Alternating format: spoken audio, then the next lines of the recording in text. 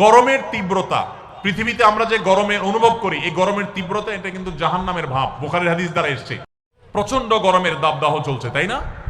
কাঠফাটা রোদ চলছে। এবং আমরা বিভিন্ন সংবাদ মাধ্যম থেকে জানতে পেরেছি যে এই বছর এত বেশি গরম নাকি পড়ার আশঙ্কা আছে, সম্ভাবনা আছে যে গরমে প্রচুর মানুষের হিট স্ট্রোক হতে পারে, অনেক বেশি আপনার মানুষ অসুস্থ হয়ে যেতে পারে, দুর্ঘটনা ঘটতে পারে। গত বছর হজে রেকর্ড সংখ্যক মানুষ হিট স্ট্রোকে মারা গেছে। এবং আমরা হজে ছিলাম, সাইফুল্লাহ ভাই ছিলেন, এত গরম, এত কষ্ট, মনে হয় জান বের হয়ে যাবে। তো এরকম পরিস্থিতিতে একজন মুসলিম হিসাবে আমাদের কিছু করণীয় আছে কিনা? প্রথম হলো যে একজন দায়িত্বশীল এবং সচেতন মানুষ হিসাবে আমাদের যাতে হিট স্ট্রোকে আমরা যেন ক্ষতিগ্রস্ত না হই তার জন্য চিকিৎসকগণ এবং সংশ্লিষ্ট বিষয় বিশেষজ্ঞগণ যে পরামর্শগুলো দিয়ে থাকেন সেগুলো আমরা খুব গুরুত্বের সাথে মেনে চলবো। আমরা জানি ভিটামিন সি, লেবুর শরবত ইত্যাদি এই সময় খুব বেশি উপকারী হয়ে থাকে, সেগুলো আমরা বেশি করে পান করব। ইহুদিদের যে সমস্ত পণ্যগুলোকে আমরা শরবত বানায় খাই, ড্রিঙ্কস কিনে খাই, সেগুলোর পরিবর্তে আমরা লেবুর শরবত ইত্যাদি বেশি বেশি খেতে পারি। যে পরামর্শগুলো ডাক্তাররা দিয়ে থাকেন, স্বাস্থ্য বিশেষজ্ঞরা দিয়ে থাকেন, সেগুলো আমরা মেনে চলবো। যথাসম্ভব নিজেদের দিকে খেয়াল রাখবো। এর পাশাপাশি মনে রাখবো গরমের তীব্রতা, পৃথিবীতে আমরা যে গরমের অনুভব করি, এই গরমের তীব্রতা এটা কিন্তু জাহান্নামের ভাব। বুখারীর হাদিস দ্বারা এসেছে, হাদিস দ্বারা প্রমাণিত যে জাহান্নামকে আল্লাহ তাআলা বছরে দুইটা ভাব ছাড়ার সুযোগ দিয়েছেন। জাহান্নামের দুইটা ডিপার্টমেন্ট আছে, দুইটা বিভাগ আছে, একটা জামহারির ঠান্ডা আর একটা নার হলো আগুন। আগুন এবং ঠান্ডা উভয় ডিপার্টমেন্ট থেকে বছরে দুইবার ভাব ছাড়া হয়। এই ভাবটাই আল্লাহ পৃথিবীতে এক এক জায়গায় এক এক সময় বন্টন করে দেন, ঠান্ডা এবং গরম আমরা অনুভব করি। এটা জাহান্নামের ভাব হওয়ার কারণে গরমের তীব্রতায় কিংবা শীতের তীব্রতায় একজন মুসলমান জাহান্নামের কথা স্মরণ করবেন এবং আল্লাহর কাছে জাহান্নাম থেকে পানা চাইবেন এবং তিনি চিন্তা করবেন। কোরআনে আল্লাহ উল্লেখ করেছেন, কুল নারু জাহান্নামা আশাদ্দু হাররা, তোমরা যে গরমের তীব্রতা অনুভব করছো, জাহান্নামের আগুনের তীব্রতা গরম এর চাইতে অনেক বেশি। দুনিয়াতে আমরা যে আগুন জ্বালিয়ে থাকি, আমরা চুলাতে রান্না বাড়ার সময় যে আগুন জ্বালিয়ে থাকি, এর চাইতে ফ্যাক্টরিতে যে সমস্ত আগুন জ্বালানো হয় সেগুলোর তীব্রতা অনেক বেশি।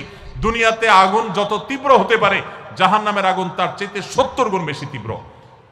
ভাইরা আমার, তো এই জন্য এই গরমের তীব্রতা আল্লাহর কাছে জাহান্নাম থেকে পানা চাইবো। অনেকে গরম তীব্র হলে গালিগালাজ শুরু করেন, বিদ্যুৎ গেলে বিদ্যুৎ কর্তৃপক্ষের 14 গোষ্ঠী ধরে গালিগালাজ করেন, গরমের মা বাপ তুলে অনেকে গালিগালাজ করে, আছে না নেই? আর কিছু না হোক একটা নর্মাল গালি দেয়, বউয়ের ভাইয়ের কথা বলে যে অমুকের গরম, বলে কি বলে না? তো এই ধরনের যে কথা বলা হয়, এগুলো অনেকে আমাদের নিজের অজান্তে বলি, যে গরমে সহ্য করতে না পারে গরমের মা বাপ তুলে গালিগালাজ করে দিলাম। তো এটা থেকে গরম কমবে? আরো গরম বাড়বে। কোন গরম বাড়বে? মাথা গরম হবে, মেজাজ গরম হবে, আরো গরম বাড়বে, লাভ হবে না। তিরমিজির একটা হাদিস আছে, যে জিনিসটাকে গালি দেওয়া যায় না, অভিশাপ দেওয়া যায় না, ওইটাকে যদি কেউ অভিশাপ দেয় তাহলে সে অভিশাপ তার উপর এসে বর্তা। এই জন্য ধৈর্য না হারানো, সবর করা। আল্লাহ তাআলা আমাদেরকে সবর করার তৌফিক দান করুন। সেই সাথে গরমের তীব্রতা কমানোর জন্য প্রত্যেকটা মানুষ প্রচুর পরিমাণে গাছ লাগানোর চেষ্টা করবেন। আপনারা জানেন যে আমাদের দেশে যেই পরিমাণ বনাঞ্চল থাকা দরকার, এগুলা নানান সময়ে কলকারখানার নামে, এগুলা নানান সময়ে নানা নামে নিধন করা হয়। আমরা নিজেরাও প্রয়োজনে অপ্রয়োজনে নিধন করি। ইসলাম সাদকায়ে জারিয়া হিসাবে গাছ লাগাইতে আমাদেরকে উৎসাহিত করেছে। মসজিদ বানানো যেরকম সওয়াবের কাজ, মাদ্রাসা বানানো যেরকম সদকা জারিয়ার কাজ, গাছ লাগানো কিন্তু একটা সদকা জারিয়ার কাজ। আমরা গত বছর আসুন্নাহ ফাউন্ডেশন থেকে 1 লক্ষ গাছ লাগিয়েছি সারা দেশে। আপনাদের নওগাঁ জেলাও লাগানো হয়েছে এবং সারা দেশে আমরা প্রচুর পরিমাণে লেবুর গাছ লাগিয়েছি, আম গাছ, পেয়ারা গাছ ইত্যাদি আমরা লাগিয়েছি। আপনি নিজের জায়গায় হলে তো ভালো, না হলে আরেকজনের জায়গায় নিজের খরচে লাগান। ভাই, গাছটা আপনি ভোগ করেন, আমি লাগাই সওয়াব কামাই করলাম। এই গাছ বড় হবে, ছায়া দিবে, এক সময় গরমের তীব্রতা একটু হলেও কমতে সাহায্য করবে। এর মাধ্যমে আপনি আল্লাহর কাছে সওয়াব পেয়ে যাবেন। বিধায় গরমের তীব্রতায় ইমানদার সে আল্লাহ তাআলার কাছে সবর করবে এবং এই ধরনের সওয়াবের কাজ করবে, জাহান্নাম থেকে পানা চাইবে। এবং বিশেষ করে গরমের দিনে রোজা রাখা একটু কষ্টের, ওই কষ্টের সময় রোজা রাখার আবার সওয়াব আছে। সোমবার বৃহস্পতিবার রোজাগুলো একটু কষ্ট করে রাখবেন। এবং সাধারণত গরমের সময় দিন অনেক বড় হয়, রাত অনেক ছোট হয়। তো এই জন্য এশার পর তাড়াতাড়ি শুয়ে গেলে ফজর নামাজ পড়াটা সহজ হবে। আল্লাহ তাআলা আমাদের সকলকে গ্রীষ্মকালীন যে আমলগুলো আছে সেগুলো গুরুত্বের সাথে পালন করার তৌফিক দান করুন। সামর্থ্য থাকলে পুরুষরা 4টি বিয়ে করতে পারে।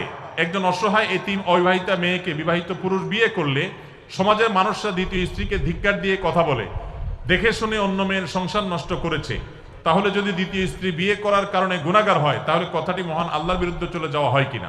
খুবই দরকারি একটা প্রশ্ন। দেখুন, কোন পুরুষ তিনি যদি আরেকজন মেয়েকে বিয়ে করেন কোনো বিধবা, কোনো তালাকপ্রাপ্তা, কোনো অসহায় নারীকে আশ্রয় দেওয়ার নিয়তে, এবং এটা যদি নিতান্তই তার এই সৎ উদ্দেশ্যে হয়ে থাকে, সেক্ষেত্রে এটাকে ভালোভাবে দেখা উচিত, খারাপভাবে দেখা উচিত না। আমাদের সমাজটা এমন হয়ে গেছে যে মানুষ জেনা করবে ওইটা নিয়ে আপত্তি নেই, কিন্তু একাধিক বিয়ে করলে কি আছে? আপত্তি আছে। তবে যারা একাধিক বিয়ে করে তাদের মধ্যেও লক্ষ্য রাখতে হবে, ইনসাফ করা যদি না যায় তাহলে একাধিক বিয়ে করা জায়েজ নাই। অনেকে আছে বিয়ে 2টা করেছেন, 3টা করেছেন, যেটা নতুন করেছেন ওই বউ নিয়ে খুব আসেন, আগের গুলার খোঁজ খবরও নাই, ভরণ পোষণ দেওয়ার খবর নাই, হক আদায় করার খবর নাই। এদের জন্য দ্বিতীয় বিয়ে করা জায়েজ নাই, পরিষ্কারভাবে হাদিসে কোরআনে নিষেধ।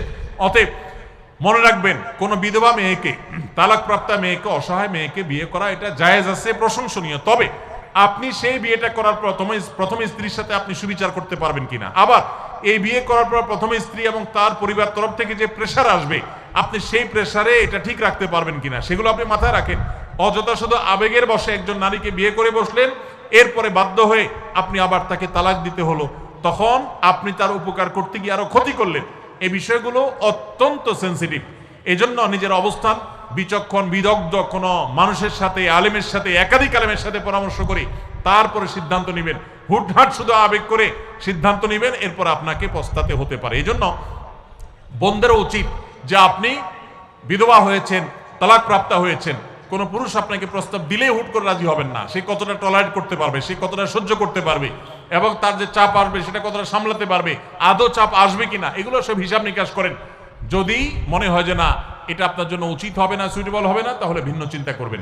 আবেগে শুধুমাত্র গা বাসাতে যাবেন না। তবে সাধারণ পুরুষরা যদি কোনো যিনি জীবনে বিয়ে করেন না, প্রথম বিয়ে করবেন, প্রথম বিয়ে হিসেবে কোনো তালাকপ্রাপ্তা, কোনো বিধবা, কোনো এতিম, কোনো অসহায় মেয়েকে যদি কেউ বিয়ে করেন, তাহলে শুধুমাত্র এই সহায়তা দেওয়ার নিয়তে, আশ্রয় দেওয়ার নিয়ত করলে সেটা আরো সওয়াবের কারণ হবে। আমাদের সমাজ অনেক ক্ষেত্রে এত নষ্ট হয়েছে যে এই ধরনের পরিস্থিতিতে সমালোচনা করা হয়, খারাপ চোখে দেখা হয় যে সে কেন নিজের চাইতে সমবয়সের বা বয়স্ক অথবা তালাকপ্রাপ্তা অথবা বিধবা কাউকে বিয়ে করেছে। কোনো মেয়ে তালাকপ্রাপ্তা হওয়া কিংবা বিধবা হওয়া, কোনো কারণে সংসার বিচ্ছেদ হওয়া, ভেঙে যাওয়া, এটা সবসময় মেয়েদের দোষের কারণে হয় তা নয়। বিধায় এগুলোর কারণে মেয়েদেরকে কোণঠাসা করা, বাজে কথা বলা, এটা সামাজিক কুসংস্কার, এগুলোর বিরুদ্ধে আমাদেরকে সংগ্রাম করতে হবে। আপনার বক্তব্যের মাধ্যমে জানতে পারি যে আপনি যে মসজিদে ইমামতি করেন তার পাশের বাড়ির মহিলাটি সারা বাংলাদেশ এবং ইন্ডিয়াতে চিকিৎসা করে ভালো হয়নি, পরবর্তীতে আপনার সাথে যোগাযোগ করে একজন ভালো আলেমের কাছে পাঠান। দেখুন, যাদের জিন জাদু বা ব্ল্যাক ম্যাজিকের সমস্যা আছে, যাদের নর্মাল ট্রিটমেন্ট করে কোনোভাবে কোনো রোগ ধরা পড়ে না, ডায়াগনোসিস হয় না, তারা রুকিয়া করবেন। রুকিয়ার জন্য কোনো বিশেষ রাখি হতে হবে কোনো জরুরি না। আল্লাহ তাআলা কাকে কার হাত দিয়ে শেফা দিবেন সেটা আল্লাহ তাআলা ভালো জানেন। সোশ্যাল মিডিয়াতে অনেকগুলো রুকিয়া সাপোর্ট গ্রুপ আছে, এই সমস্ত গ্রুপগুলোতে আপনি একটু বিচরণ করলে আপনি অনেকগুলো পরামর্শ পাবেন যে সেলফ রুকিয়া, নিজে রুকিয়া করতে পারবেন। কোনো মানুষ দিয়েই করাইতে হবে এটা জরুরি না, আপনি নিজে রুকিয়া শুরু করে দেন। এবং এর বাইরে আপনি রাকিও পাবেন। কোনো কোনো ক্ষেত্রে আমাদের অফিসে গেলে অফিসিয়ালি না বললেও আমরা ব্যক্তিগত পর্যায়ে অনেক সময় অনেক রাকিদের নাম্বার অফিস থেকে দেওয়া হয়, আপনারা সেখান থেকে সংগ্রহ করতে পারবেন।